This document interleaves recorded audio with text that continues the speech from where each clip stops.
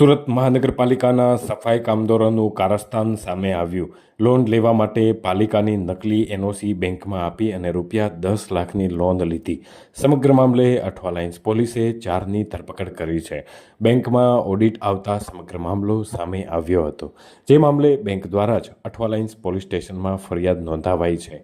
આ ઉપરાંત આ કારસ્તાનમાં બેંકનો મેનેજર પણ સમાવેશ થયો હોય તેવું લાગી રહ્યું છે, કારણ કે એસબીઆઈ મેનેજરને જાણ હોવા છતાં લોન આપી હતી, જેથી પોલીસે બેંક મેનેજરની પણ ધરપકડ કરી છે.